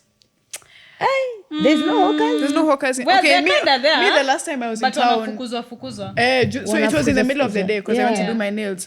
There was no hawkers. Me, speaking from an urban planning perspective, real? it's just like, it's the government's way of doing something. Yeah. Like, it's just imposed policy. Watu wafuate hivi. Like, there's no amicable decision around it. Because amicable decisions take time. They take community consultations. They take weighing east-west, who will benefit the Sorry, most. my mom is calling me. And tukifukuza, do we wait? Hello. Hello. Hi, how are you? Hello. I'm okay. We're still shooting. Everyone is here hearing it. Tumesema hi. Hi. They say hi. I'm saying we're still here. We are shooting and everybody can hear you. Because I'm on phone with you and we were still filming the episode. No. Oh, I'll talk to you shortly. All right. Bye. Love you. All right. Yeah. Sharp. So as I was saying, like it's the fastest way for the government to achieve something or for policymakers to achieve something. But then we should literally have a conversation. Yeah. Si ati tunafurahi tu ati the walkways are now better. Hakuna, but someone was earning a livelihood kukuzia hizo crop tops na palazzo. Yeah. I'll tell you a very intrusive thought I had about palazzo park. But like there has to be a way. I don't know. The city can fit all of us. How, which way Because to be honest, me, I'm thinking about myself. Thing is, I'm wanakuanga thinking about displaced, myself. then you don't know where to go. Although this time they tried, I don't know, to give them alleyways, like is it 2 lanes? Oh, really? They're still there? Yeah, but then I don't know. Michochoro, that's not safe, Pia. It's also not safe. So unless we agree on a time, I don't know whether they try to agree on a time where people can come display. Because like when I think about it, okay, I get it. It was a nuisance. Like for me, when I'd shuka them from work, I'd be shukwad, oh, fire station, okay. But my stage for home is bus station. So it's like literally, it's across town. So obviously it's infuriating when kanyaga nyanya ya madam flani. It's a nuisance, but like it's 30 minutes of my day that's a nuisance, and it's this person's whole life. The whole life. Yeah. Like, True. yes, Like, it's annoying. But imagine I'll get home, I'll shower, and I'll forget about that annoying day I had. But this babe that's uzaying your nyanyas, hey, she she's needs cool. that. She needs that. So Kile like, mianguka, I hope si simu yangu. Thank God. We can continue. the first time I saw it, I'm like, yes. But then, like, when I thought about it long time, they've not been given an alternative. Like, That's a marketplace or That's the anything problem. like that. That's And the problem. yes, people will say, finally, gava inafanya kazi. But if the first act of execution and the first act of you doing your job is you hurting the lowest mwananchi, pia wewe. Quite serious. That's quite true. I feel like it was a move that needed to be done, but there was a better way to do it. There could have been policy that was done to support everybody. Yeah. Because also, I've been looking for clothes for my attachment. Sa hakuna hawkers. But wako ama hawkers ni akina nani? We used to get the trousers like they're near archives, between Creamy Inn and archives. There used to be a lot of trousers there. But say hapo Is it actually sides za kama unakuja watu Odeon walikuwa wako? along the main roads actually. It's not Odeon like itateka. nyuma. Ni nyuma. But na you can see koja, they've tried to but- put them. Hata sisi convenience yetu imekuwa lost. Exactly. Yeah. But then you guys, the word palazzo pants, niko nafikiria juzi. When did you learn about the Palazzo word is which palazzo ones? pants? The baggy. Is it Like official? zinashika kidogo hapa. But if you have straight. haga, it's gonna be jiggly. I like yeah. that. Like, were they always called palazzo pants? No, me, I knew them as jiggle pants. Jiggle pants. Mi nilikuwa nazijua tu kapalazo. By the way, Like, tulikuwa nazita palazzo kitambo, like first year, second year. I don't know. I Kitambo, didn't have a even name before for them. that, tulikuwa nazita tu palazzo. I just knew them as Izo pants any who shape. Zinafanya haga. Mi hata mi sikuwa najua jina. So kuna day nilikuwa napita tao, and then of course kuna a lineup of guys wenye wamezi palazzo. Hadi kuna wengine wanasema parazo. Parazo. Then I was wondering, unaona vile hawkers try say what they're selling. Like, who was the first person who shouted palazzo pants tao? Because they were not, walikuwa na, I was naitwa hivyo before. Imagine, Were mi they nimezijua always kama called palazzo pants. I don't know. You know, like it's crazy how names change. You know, my parents call crop tops tumbo cuts. Tumbo cuts, yeah, it's called tumbo cuts. But me palazzo nimezijua tu ka palazzo, sijajua na any other name. Okay, so I can imagine, was the first person who shouted crop top tao, ilikuwa weird. Like, And alikuwa nasema tu tumbo cuts for a long time. then in a sink into that now the name has changed. Yeah. So when you guys are buying clothes like in town, you do it in cash, yeah? Because kutoa simu audio. Anakwambia toa tu hiyo simu nitakusaidia. So we hide, like we have I want to get into the habit of working with cash. At least small, like 50, 50s, 100s. hundreds, yeah. Or you use your phone though. Even Fairme hulipa na M-Pesa. Same. And it's risky. It's risky because sometimes they don't want to tell you the number. They want to take your phone. I'm They like, start ringing slow on the down. door. And then nayo. I'll say, wacha huyo aingie. Ngoja. No, me these days I iPhone. Yeah. iPhone. Wacha kuna nishape na simu, umsa kanambia madam hii tenje yako ni fiti. I lost my mind. But then he didn't have a bad intention. Like literally alitana would you kanisa say hivi that? the latest one. Nikamwambia hapana haki nini hadi nikadanganya haki ni 12. Akanirudishia tu but it sound like a threat. like ini fiti nile narudi na hii simu home. Yeah. And I was sitting like kwa mlango like angeenda. Nikasema for real kukua na You know, the cash. time I was in BS. Na bus haijatoka. Tell me why the babe beside me at the window is using her phone. Nikaenda. Akiboye. Akaanza kupiga nuru nikasema ai. No. Kwani wewe ni mgeni? But kuibiwa simu ika. No, I will imagine uwezi jua kama ni siku yako. Hata si mambo nakuwa mgeni to be honest. Yeah. Because But you know there's some things pia you don't do. Like- Situmie simu hivi kwa matatu. alitumia like you said Yes. but kani siku yako ni siku nakwambia kama kuna TikToks na consume these days ni za watu wanasema vile walioshwa town. I love it. Kama hiyo ukisema vile ulibiwa headphones niko like ndo nisipite hapo. Ulibiwaje? Yo. Ever watch Sandwich Podcast episode 200? Sisi dunia. Unaweza sema story. Alikuwa anatembea. She was walking in town. I don't remember the Nilikuwa nimefanya makucha 12 December. She's a baddie like everything is on. Amevaa headphones nizo za JBL za 12,000. Akasikia tu shoop like zimeenda akafuata umse. Like you're such a hero. Thanks, alafu na mbona akafuata ni kwa nikamshika so namshika shati hivi like akitana. Ulimshika shati tu. But now like you see I'm turning with him by the time I turn he's chucked a knife ananiambia hapa mbio haitakusaidia mrembo. Umenita mrembo. Nyawangaa, please focus. But the same I'm clocking. I've kimbizzed him with my wallet, with your my phone, with Yeah. everything. I'm like, am I stupid? So like I left. Oh, come on. But then, since that day I've never had headphones. I've never had like AirPods. Me usikize tu mawazo. Like, every day nikitembea town natafakari hayo. Unatafakari ya babu. I'm so sorry. Yeah. I think Owinondo aliniambianga story I'm sick with headphones. So I think that I've never used headphones when I'm walking. Yeah, you shouldn't. I have a friend mwenye alibiwa headphones and he's tall. He's like 6'2". Yeah. And mwenye alimwibia alikuwa hapa mimi 5'1". This guy literally did Umejita 5'1", my sister. Okay, 4'9". Wow. I'm not that short, yeah? She's short. I didn't notice. She's short. Like he had to stretch kufikia a 6'2" person. Like, na akakimbia. akaenda nayo. Like so it's crazy. But I don't listen to music like particularly in Tao. I have to. Sometimes you have to. I listen to Wakadinali when I walk in town so that I have Uko all as I serious? walk. Give us until So that like I walk with that same vibes. na kelele like crossing the road.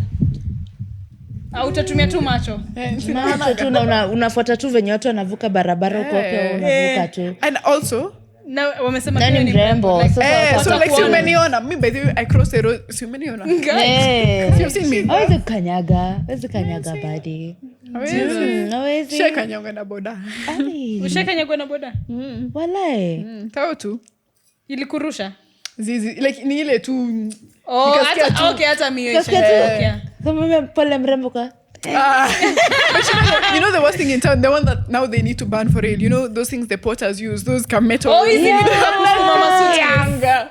Oh my god, I hate them. Alafu zina hoi so napitanga kiwiso. Na zinakuganga hapa nyuma. But town. CBD yetu, it's so hard to explain what happens in Nairobi. Imagine CBD. moving to Kenya today. And then you put koja. Una dedi tu rosafi. Like we tunatumia so much strength. Right. Kunini? Nani? What? No, like you move to Kenya and then you're left in koja. Like ubai kwa chetu hapo koja. I don't know, Koja guys, ni but karibu for na me, highway. it took traveling outside to realize that we're living in a mess. Yeah. Oh no, Like, I mean, as I somebody can with like imagine global mtu mwenye perspective. umekuwa ukienda. The time nilienda na ilikuwa short stints. Like sikukaa Europe for like 4 months, so ilikuwa 2 weeks. But then I landed and I'm like, oh yeah. Ona Thika Road watu wameanika nguo kwa barabara.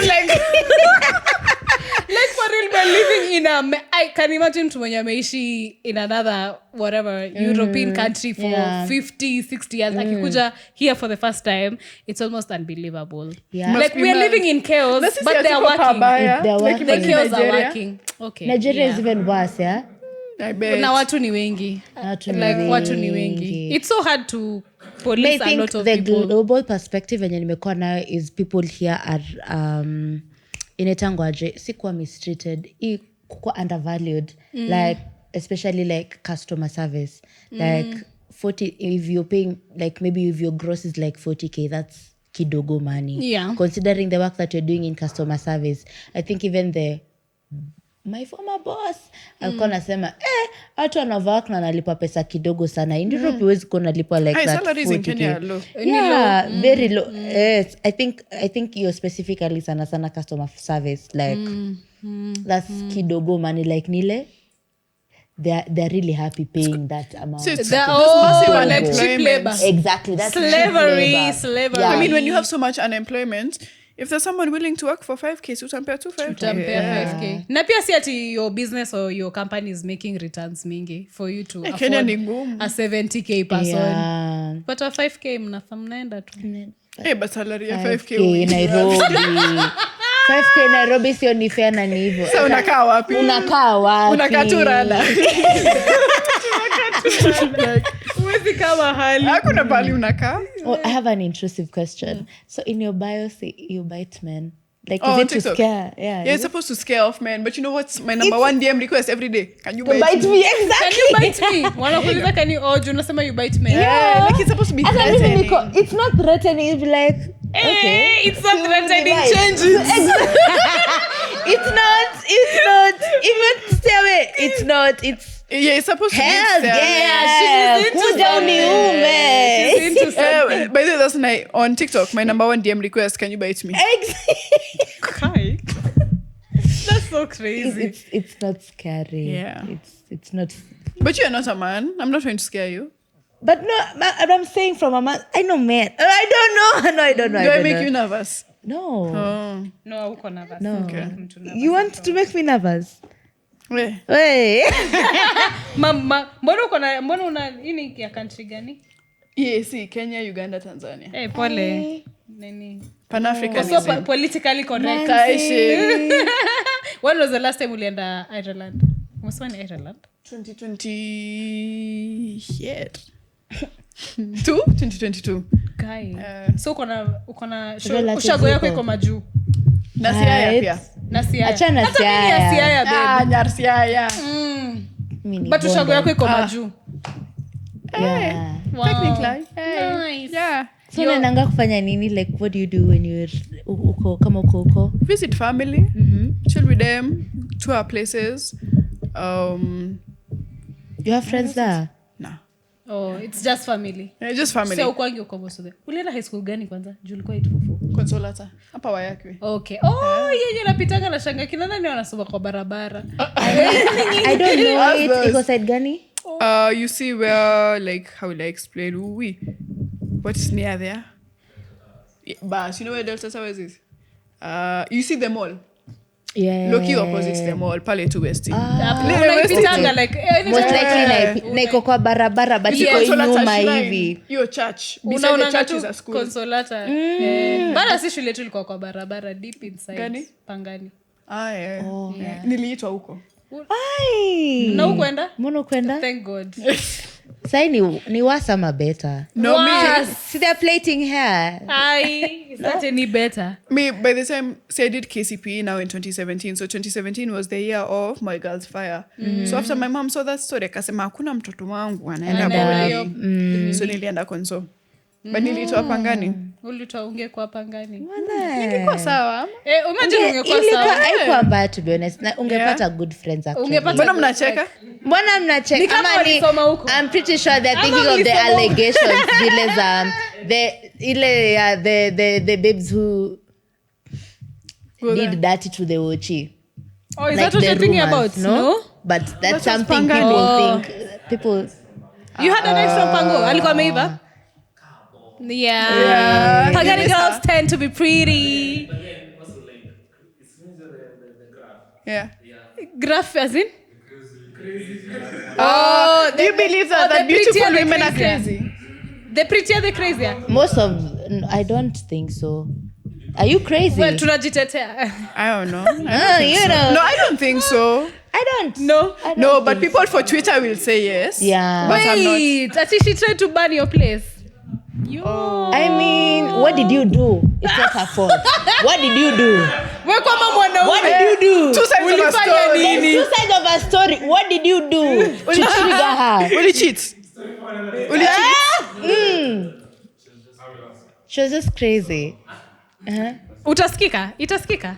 Nataka msikike. Ama nitarudia. Sawa. Nitarudia What's the swali. question? What's the Aya. question? Where do you scale gani? Oh, tunauliza where we place Like ourselves. in terms of what I do. Scale ya crazy hot.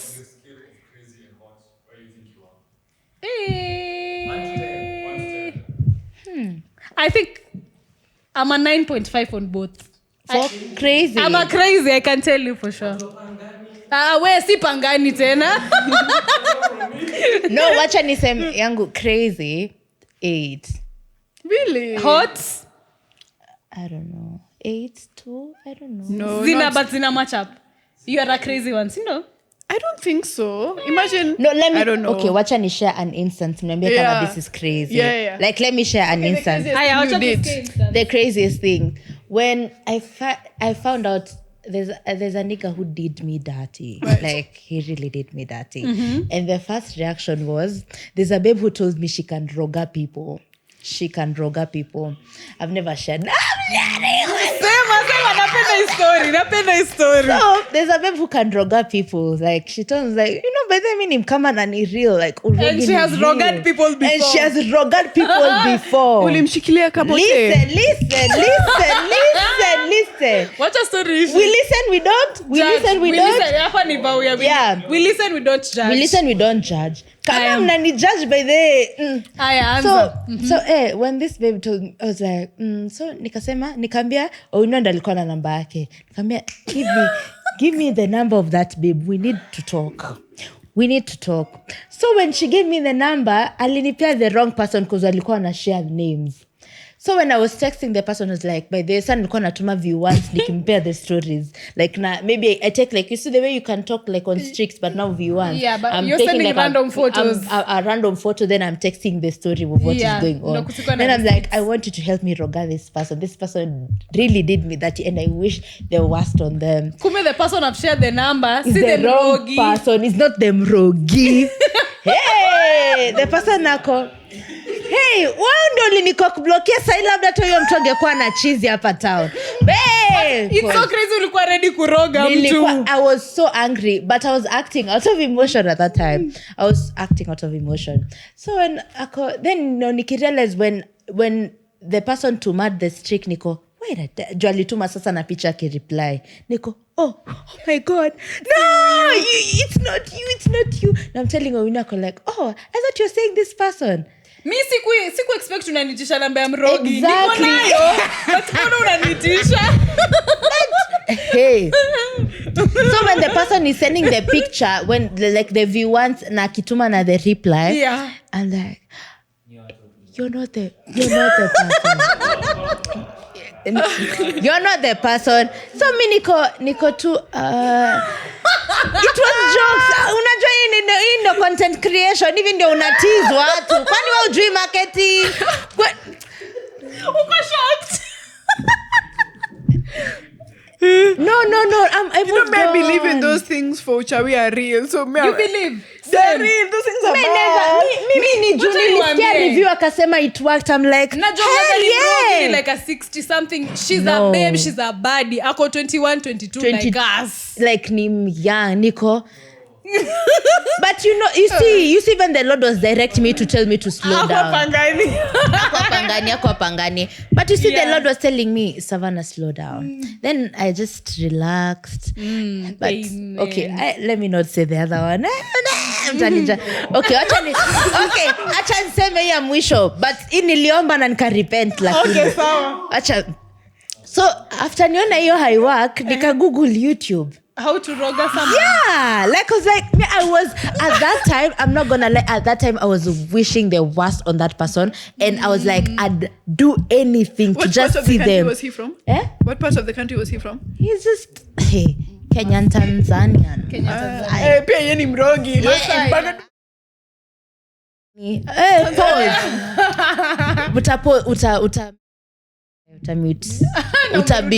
Utabipio beep zote. No. Hey. So okay, after nione haiku work niko, I'm not gonna give up. Ukaenda YouTube. Nikaenda YouTube. Ukasearch urogi. Kasearch too, like how can you make someone's life miserable actually. So apparently you Don't judge. Me, I think my problem is I love my ex, so I'd never do him like Oy, that. now I feel I didn't love him. That's the You loved him enough to be crazy. no, because he did me that dirty, and I was like I was tolerating you, and you're the one doing me dirty. Like that was the logic. But anyway, so I just went to YouTube. I searched. There were solutions. Kuna solutions za kuroga mse. Yeah, you're given tactics. You write their name in capital letters. Then what do? I'm joking. Asituambie. No, but I didn't do it because I was so angry at that point. Ndio hata koligongwa kaona niki-act out akaniambia Bridget, relax. Take a deep breath, nikalia, and actually I just ikaisha tu hivyo. Like I never did anything, but at that point I was just acting out of emotions because I was so angry. I was so angry, considering I think basically I was just angry at myself sana because I was like, I was tolerating this person and I knew for a long time. Sikuwa na, like nilikuwa na all the answers, but nitakuja kwa Uinua nipe advice, niende sijui nani anipe advice, but I knew this is not the person I wanted. Exactly. So yeah, I was just acting out of anger, but I let it go, and right now God is beautiful. I can't even remember how he looks like. That's the crazy part. Yeah. Thank you. Just to getting over your ex. Yeah, but I think nilikuwa signal time we may wrap up as well. Oh, really? Damn. Parting shot? Oh, for real, to me take a while. Parting shot.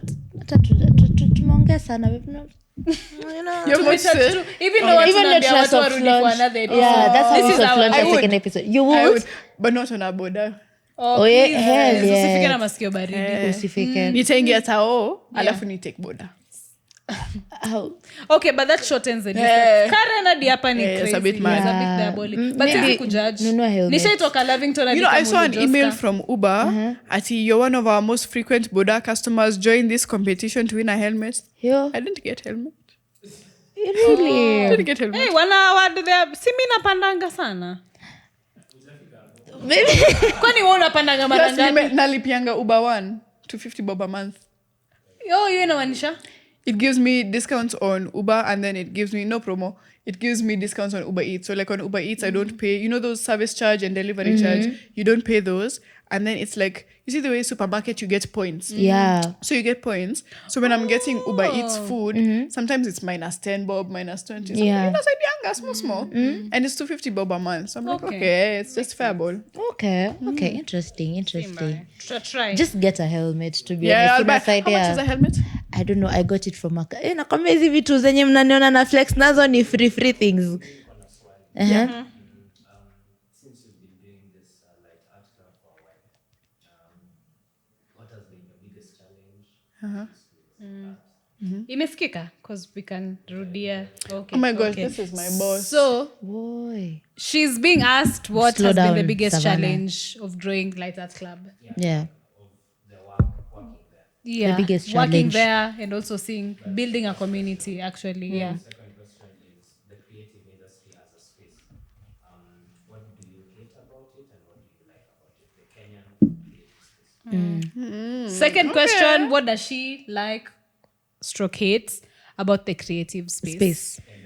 Kenyan The creative- Kenyan So I'm kid. part of the Kenyan creative space. Tumeamua. Yeah, girl.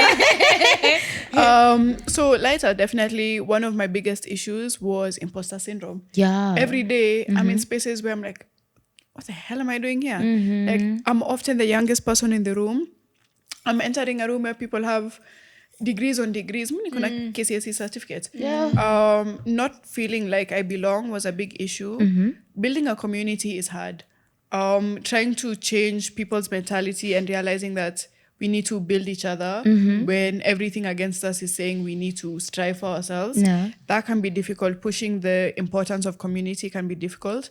Unfortunately, people only realize the value of community when their loved ones are unwell. Mtu akikufa. That's not how it should be. We should be celebrating our wins the same way we're sharing our losses, but that's not the case. Yeah. I was inclined for a second to say being cooked on social media. Then I'm like, nah. Because by the time people care enough to give think pieces on you, very big deal. Yeah, you go, wait, big deal. I'm white. How did You know? TikTok videos were created? Very But big now deal. let's debunk. You know? Eh. So by the time complete strangers are talking about me as if they know me, that you're forming these like invisible relationships, you think about me a lot. Yeah. That's cool. That's cool. That's cool.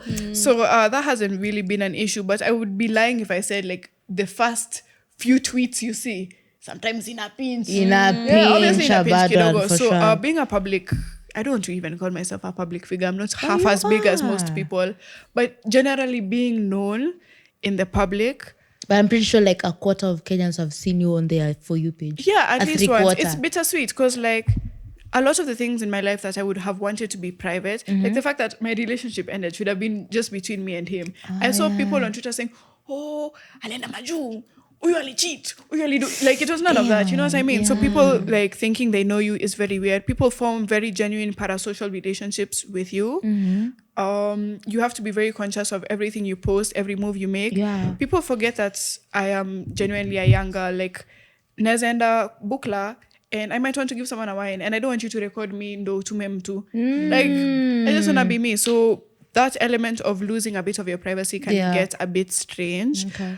But in terms of Light Art Club, every challenge that I've had has been something that can be sorted within 48 hours. And I feel like if you're letting things that can be sorted in 48 hours chew your head like that, you don't have real problems. So I don't think I have major challenges in that department. Okay. And in the past year, being part of the Kenyan creative music scene has been like, never kill yourself, guys. Wow. There's so much joy there's so much like sadness in this world, but none of it is within this space. When I've gotten to know so many people that look, I was a fan of, but you know when you interact with them, where's the car fan? Yeah. Where's the car fan? You have to Mkato. like for anybody that has seen the Soul Fest series I did, the day in the life of each of those guys, every day I was like, oh my god, kwanza ile day ya bia nikasema kai naweza touch his head. Yeah. Like nowadays, like when it comes to these small Kenyan events, usually I am with the creatives, in either as a friend, either as a somebody that's there with them, or somebody who's creating content. So getting to know these people individually, first of all, they're such real people. Yeah. Like Costa who shrub once. He's a real guy. Costa has so much aura. Like he walks into a room and it shifts. And Nyamita said the same thing, and I thought he was being a bit of a like a diehard. No, like Costa has so much aura. Fidel is so funny. Charisma. Fidel is, bro, he's sick in the head. And these are all real people that see what I do. I see what they do. Yeah. And I think it helps me overcome my imposter syndrome, that these people I idolize, they're so talented, they're so gifted, they're so impactful. They see me and they say the same things about me. I'm like, shit, maybe I'm doing okay. Yeah. You know what I mean? So the only thing I would dislike about the Kenyan industry, it doesn't cut across, but I'd say maybe in the music and creative industry, of course, competition is natural, but there's a very backbiting thing. Like for you, I guess it's across all sectors, but ndonipande we ushuke. You know what I mean? I don't know if it's a Kenyan thing, if it's an industry thing, but there's a lot of backbiting. There's a lot of malice, more than it should be. And I genuinely believe, maybe it's a naive statement because I don't make music. I'm not an influencer. Like when I hit 25K followers on Instagram the other day, I was like, why do you guys even follow me? I don't influence. I don't tell you anything. I just say things. So I genuinely believe there's space for all of us. Exactly. For everybody. Everybody has their niche. Everybody has their audience. That if we could, and it's going to sound like the most repetitive statement, but genuinely we can be our biggest enemies in the creative industry. True. The fact that you can meet up with another person to discuss a third person negatively. By the time you find yourself doing such a thing, you're a weirdo. Yeah. You're a loser. If you're meeting up with another person to discuss a discuss stranger. Purely You're to a weirdo. discuss. Yeah. And you need to find a hobby. You know what I mean? So Real. like start knitting, start crocheting, go swimming, do something. Yeah. If you find yourself spending energy on hating, do better. So the Kenyan creative industry has grown so prominently. I've been so proud of it. I've been so blessed to be a part of it. But there can be so much more done, again, within the community to uplift each other. Yeah, for sure. I also think like the creatives are not like we're not coming together like as creatives. Like people, unaona, even in terms of, I mostly work maybe with influencers, and would see like maybe in the spaces, in the meetings, on how they'd carry themselves, they'd be like the micro ones, the nini, like nileko. We are all trying to create a community within ourselves and with what we create.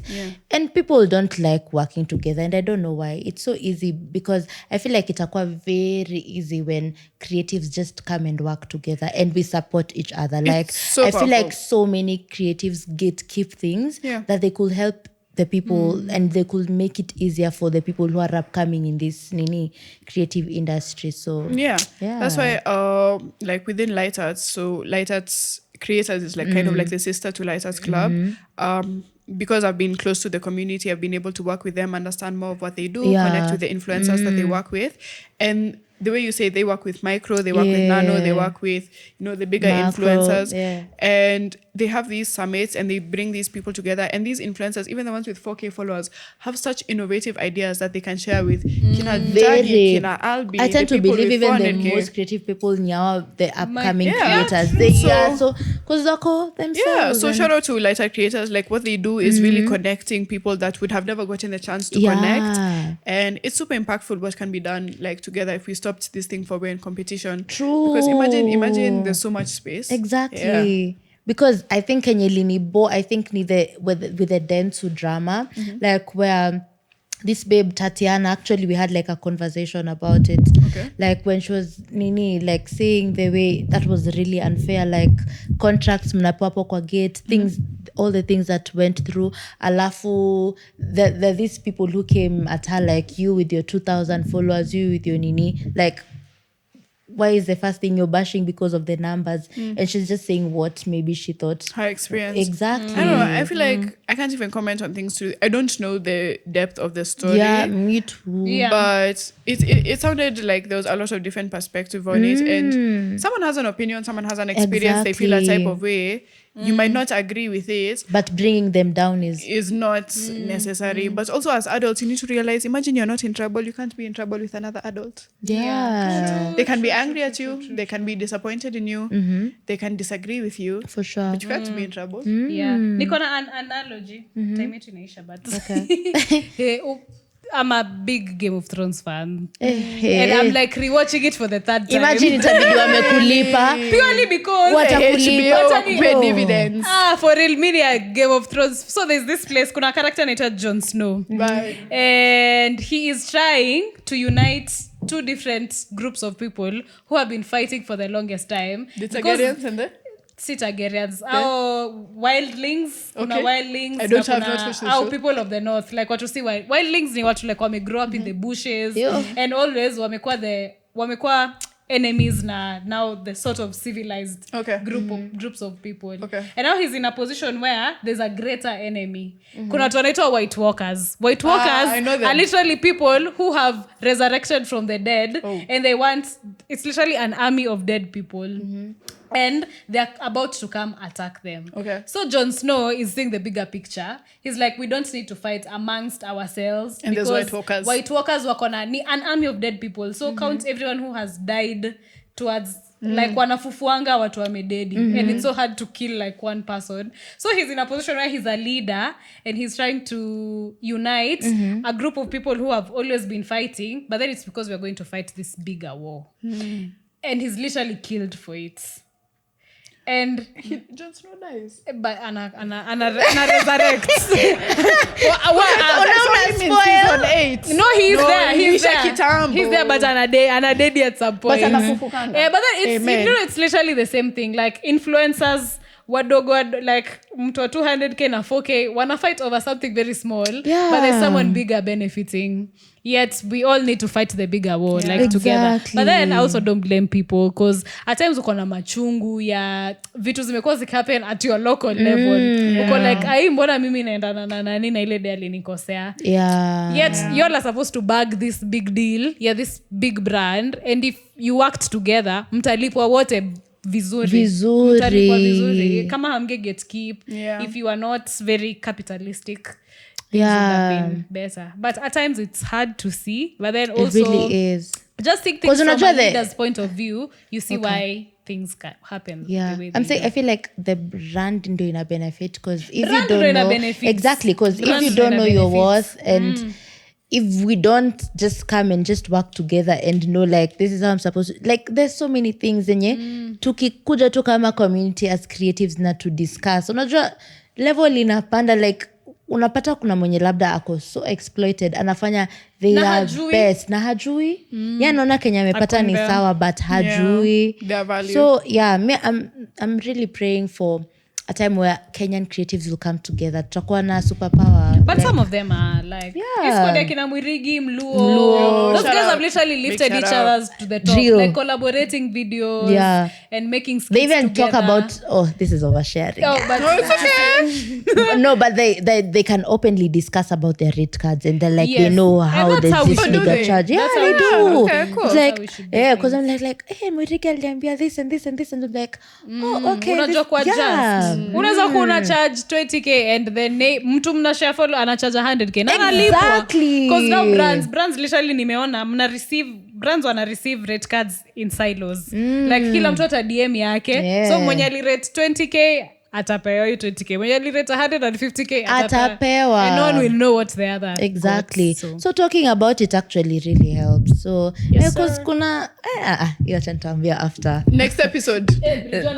Vitu a lot. It's time to wrap it's up. because no this is unajua ina kani oversharing cause Overshare for sure. acha nisi overshare but anyway oh my god That has been that. parting shots. Advice us. We are soft Lecturer launching another episode. mother. Umeona venye tunaongea Lecturer yangu amenitext, you should all be at your respective courts by 8 a.m. 8 a.m. kesho. Kwani Are you excited? Nini? Attachment. Are you excited? But sina jacket and I need a black blazer. Utapata tao. Sai watu wako, I promise. Kunanyesha. Si Imeisha. Hata sisi tunaenda tawa. Tutaenda tukupeleka basi. Tuende hadi tu bargain. Tukupeleka tu bargain. Madami ni kuna 50 bob. Ngoja before tumalize. Jana boots zenye nilinunua boots jana. Yes, like high thigh boots. Oh my G. I can't wait. Sasa the nigga was selling at like 2,500. Unajua nimenunua na pesa ngapi? 6. 1,000. Okay. Uli bargain 2,500 hadi clap for babe. 1,000. Thank you. Yeah, because I don't know how to bargain, and akaitik kambia kama una hiyo wacha niache, and I felt the desperation. Ako basi eka 1150 eka 12, nikwambia niko na 1,000 ingine imebaki ni fair. Akasema sawa basi jueni comrade, acha nikusaidie chukua. So si hugongwa. But if someone is desperate, they're gonna give it to Only you. if they're desperate. Nimesikia Only. Waisilia. Wow, Marshall's Waisili. Unasemanga ati I don't even think I've ever been to Eastleigh. Wenda. Don't. Okay, I don't think I've ever been to Eastleigh. Okay, can your mom bargain? Mamangu ni mzungu. Okay, ni mzungu Kwanza hata. anagongwa. Na hawezi ongea Vitu zimekuwa in Kiswahili. dollar. You are take in dollars, so Sawa. but you can call my mom, she will. Sawa, Yeah, atasema, for sure. Happy Mother's Day. Happy Mother's Day. Yeah. Yes. Aya, so let's wrap it up. Isikwe too long, but you're definitely coming back. Yeah, man. Thanks. You're coming. You've had a good time. I've had a good time. Yeah. Cocktail imebamba. From far. From far. From far. Courtesy of neighborhood cooks. Neighborhood Shout out, ataongeza zingine, ataongeza. Yeah, in case you want yeah, to for sure, add. for sure. But it has been Ndio hiyo, lovely. anataka ingine, period. It has been lovely. It's in a beautiful space with beautiful souls. Yeah. The two of you, because so Uko yummy. mfani, unajua wanasemanga wasichana ni rare kupata wasichana warembo wafani. You're actually really As you funny. think we are funny, maybe them they don't. Yeah. Yeah. But But you're actually funny. Thanks. It's like Thanks. Mbona You're mimi cracking siku zote je niambia niko funny? And what do you mean actually? Hey, No. backhanded You're pleasing compliments. to look at. Then it's even more interesting to talk to. Do you know how that cool is? Yeah. So let's wrap it up, guys. Remember to subscribe, Like, share, follow. comment. Nyawanga utatupenda pia sisi pia. Period. So yeah, and have a blessed week. Tunawapenda sana. Don't go back to your exes. Aya, tuseme in the count of 1, 2, 3. Let's just say bye for the culture. Aya, 1, 2, 3, go. Bye.